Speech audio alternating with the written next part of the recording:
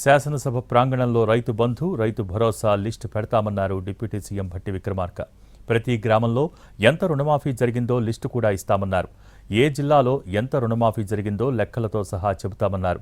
కాంగ్రెస్ ప్రభుత్వం పనులు చేస్తే బీఆర్ఎస్ మాత్రం ప్రచారాలు చేసుకుంటూ బతికిందన్నారు భట్టి. చెప్పే కాదు అధ్యక్ష, అవసరమైతే శాసనసభ ప్రాంగణంలో మా ముఖ్యమంత్రి గారు చెప్పారు, శాసనసభ ప్రాంగణంలో రుణమాఫీకి సంబంధించి రైతు భరోసాకు సంబంధించి అకౌంట్లతో సహా గ్రామీణ ప్రాంతాలతో సహా గ్రామాలతో సహా డిస్ప్లే చేయమని కూడా చెప్పారు. తప్పనిసరిగా చేసి అది కూడా చూపిస్తాం అధ్యక్ష. నిర్మలకు సంబంధించి కేవలం 218లో 110 కోట్లు మాత్రమే మీరు ఇచ్చింది, కేవలం 110 కోట్లు మాత్రమే ఇచ్చింది. మేము అదే శాసనసభ నియోజకవర్గంలో కేవలం 3 నెలల్లో 202 కోట్ల రూపాయలు నిర్మల్ నియోజకవర్గంలో ఇచ్చాం అధ్యక్ష.